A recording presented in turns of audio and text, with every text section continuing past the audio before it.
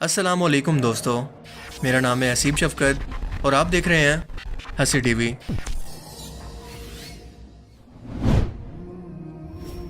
इस्लाम की आमद से पहले मुशरिकीन मक्का तीन सबसे बड़े और इनके नज़दीक अजीम तरीन बुतों की पूजा किया करते थे, जिनके नाम थे लात, मनात और उज़ा। इस्लामी तारीख़ में आपने अक्सर ये तीन नाम सुने होंगे, लेकिन यकीनन इनकी असल तारीख़ को आप नहीं जानते होंगे कि अरबों के अंदर इन तीन जादूगर बहनों की इबादत कब और कैसे शुरू हुई, इस शिर्क की इब्तिदा कैसे हुई,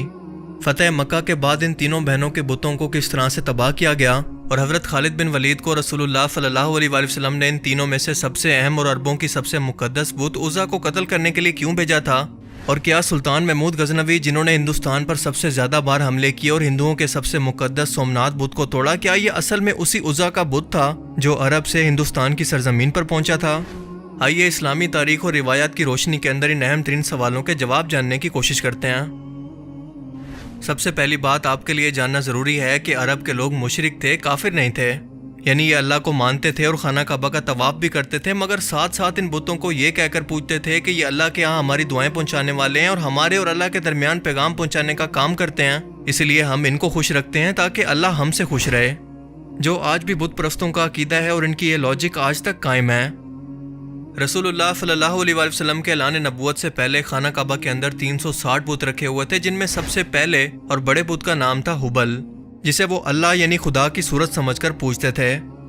आज भी कई हिंदू स्कॉलर्स के अकीदे के मुताबिक ये इनके खुदा शिवा की मूर्ति थी, जिसे वो आज भी इस कायनात को पैदा करने वाला और तबाह करने वाला खालिक मानते हैं, उसकी मूर्ति को पूजते हैं। मगर फतह मक्का के वक्त रसूलुल्लाह सल्लल्लाहु अलैहि वसल्लम ने इन सब बुतों को तोड़ने का हुक्म दिया। खैर, इस बुत हुबल की तारीख पर फिर किसी और वीडियो के अंदर डिटेल में बात करेंगे। लात, मनात और उज़ा अरब के अंदर तीन सरदार जादूगरनियां थी, जिनकी लोगों ने बुत बनाकर पूजा शुरू कर दी थी। मक्का और ताइफ शहर के नज़दीक एक वादी मौजूद थी जिसका नाम था नखला। यह वो जगह है जहाँ पर रसूलुल्लाह सल्लल्लाहु अलैहि वसल्लम की एक सफ़र पर जिन्नात की जमात से मुलाकात हुई थी और इन्होंने इस्लाम कबूल कर लिया था।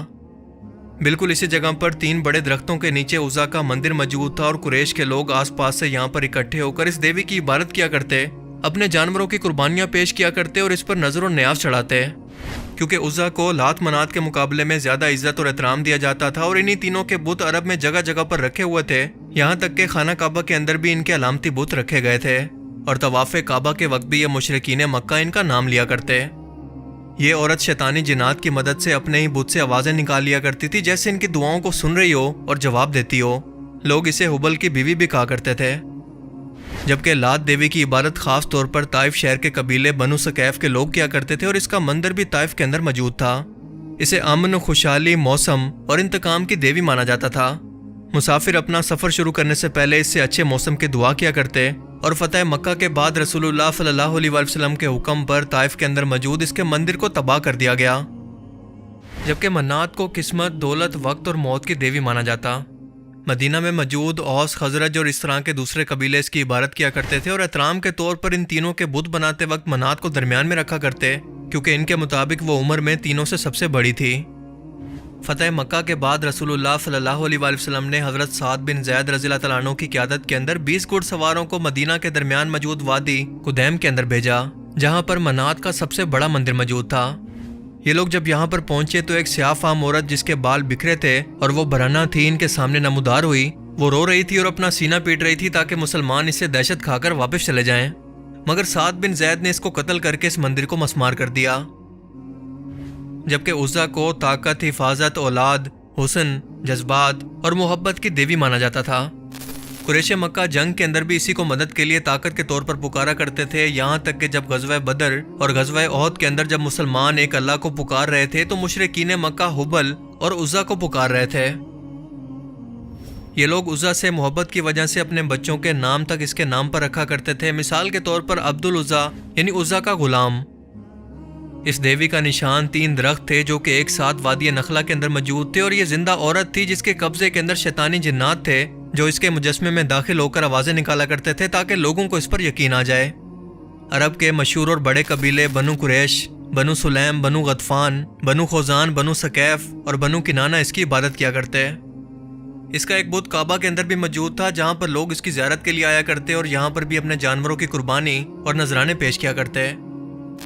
فتح مکہ کے بعد رسول اللہ صلی اللہ علیہ وسلم نے حکم دیا کہ اس کے مندر کو مسمار کر دیا جائے، لہٰذا 25 رمضان 8 ہجری کو حضرت خالد بن ولید 30 گھڑ سواروں کے ساتھ وادی نخلا کی طرف روانہ ہوئے اور اس کے مندر کو مسمار کر دیا، اور واپس آ کر رسول اللہ صلی اللہ علیہ وسلم کو اس کے متعلق آگاہ کیا تو آپ نے دریافت کیا کہ کیا اس دوران کوئی غیر معمولی واقعہ پیش آیا؟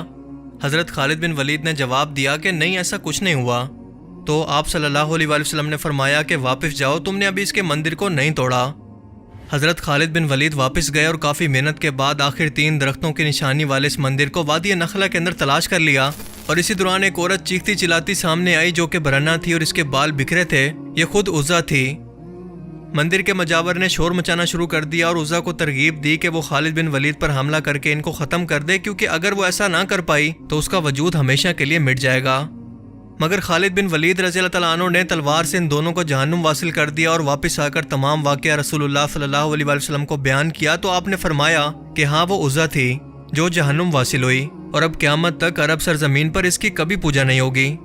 اور آپ کے فرمان کے مطابق بالکل ایسا ہی ہوا، کیونکہ عرب سرزمین سے ہمیشہ کے لیے اس کی عبادت کا سلسلہ ختم ہو گیا۔